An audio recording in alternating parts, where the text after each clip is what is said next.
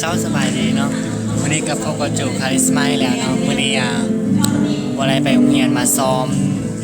เทสติ้งมาอยู่ซ้อมอยู่โรงแรมมิตรภาพเพื่อชี้ขึ้นสู่มืออื่นนี่เนาะมืออื่นมืออื่นอ่ะมืออื่นเนาะแม่นแล้วมือเขาขึ้นโซนนะมานำทีมเขาแหละอันนี้ดาวอันนี้ถ่ายบรรยากาศให้เบิ่งนะเขาซีซ้อมอยู่นี่มันจะเป็นงามเนาะเจ้าแปลได้พวกเขาสีทายคลิปลงเบิ่งเนาะมื้อนี้มาพากันมาซ้อมเนาะพากันมาซ้อมเพื่อพากันมาซ้อมเพื่อสิผ่านกับหัวหน้าใหญ่เนาะผ่านกับหัวหน้าใหญ่แล้ว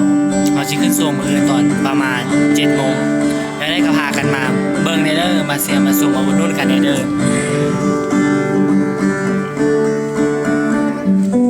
บายติดตามในเด้อแต่สิถ่ายคลิปลงให้เบิ่งอีกเรื่องabout Merry Christmas เนาะเฮ็ดก่อนล่วงหน้าเนาะบาย